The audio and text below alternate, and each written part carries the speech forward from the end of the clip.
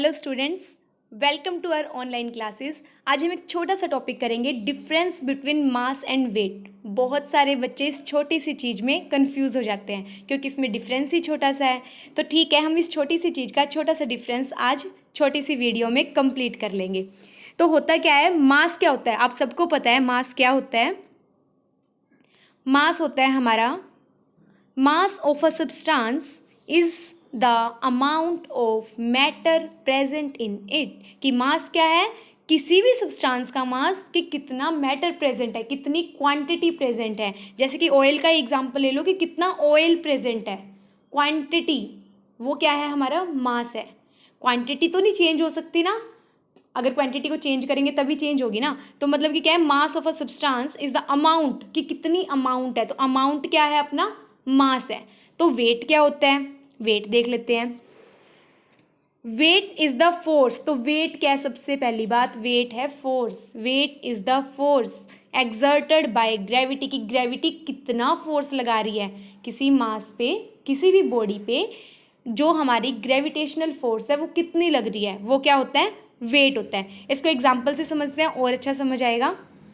जैसे मान लो क्या है कि हमारा जो वेट है मान लो 60 kg है, ठीक है। अब हम मून पर चले गए और मून पर जाने के बाद हमने अपना वेट किया, वो 10 kg था। ऐसे कैसे, इसका मतलब हमने कोई एक्सरसाइज भी नहीं की। इसका मतलब जिसने पतला होना है ना वो मून पे चला जाओ, ठीक है ना, उसका वेट कम हो जाएगा। लेकिन ऐसे तो नहीं होता। हमारे 2 हाथ हैं, 2 पैर हैं, तो मून पर भी वो सेम ही रहेंगे। कोई क्वांटिटी तो नहीं कम हुई, हमारा मास तो कम नहीं हुआ। हमारे अंदर जितना मटेरियल प्रेजेंट है वो मटेरियल वैसे का वैसे प्रेजेंट है, तो फिर कम कैसे हो गया मून पे जाने के बाद। तो इसका मतलब मास तो कम नहीं हुआ है, मास तो सेम है, लेकिन वेट कम हो गया है। वेट कैसे कम हुआ, जो हमारी अर्थ है, अर्थ में क्या है, अर्थ पे ग्रेविटी है, ग्रेविटेशनल फोर्स ज़्यादा है। तो ग्रेविटेशन ज़्यादा है, तो जितनी ज़्यादा ग्रेविटी होगी उतना ज़्यादा वो फोर्स एक्सर्ट करेगी, और जितना ज़्यादा फोर्स एक्सर्ट करेगी उतना ज़्यादा क्या होगा, हमारा वेट होगा। तो जितनी ज़्यादा ग्रेविटी होगी उतनी ज़्यादा क्या होगा, वेट होगा। तो अब क्या होता है, जो मून है, मून पे क्या होती है, ग्रेविटी कम होती है, हम सबको पता है। जैसे कि मान लो अर्थ पे जितनी भी ग्रेविटी होती है, तो मून पे जो ग्रेविटी है उसकी 1/6 होती है। तो वो जितनी ग्रेविटी उतना ज़्यादा फोर्स और उतनी ज़्यादा वेट। अब मून पे तो ग्रेविटी कम होती है, अब अगर हमारा वेट 60 है तो मून पे जाएंगे तो वो 6 से डिवाइड हो जाएगा। क्यों हो जाएगा 6 से डिवाइड, क्योंकि ग्रेविटेशन फोर्स है जो वो 6 से डिवाइड हो रही है, इसलिए। तो कितना हो गया, इसका 10 हो गया। तो यहाँ से हमें एक चीज़ सीखने को मिली, जितना ज़्यादा ग्रेविटेशनल फोर्स उतना ज़्यादा वेट, लेकिन मास चेंज नहीं हो सकता। आपने अगर अपने अंदर के मास को घटाना है ना, मटेरियल को घटाना है, तो हमें एक्सरसाइज करनी होगी। मून पे जाने से कुछ नहीं होगा।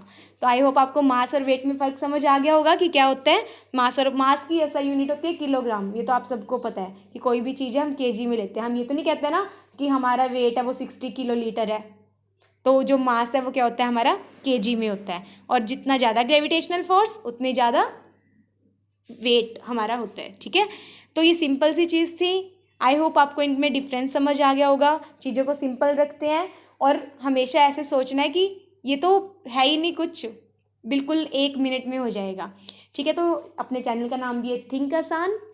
तो आसान आसान से थिंक करना है ताकि सारी चीज़ें सिंपल रहें। तो मिलते हैं नेक्स्ट लेसन में नेक्स्ट टॉपिक के साथ। तब तक के लिए wish you all the best. Thank you so much.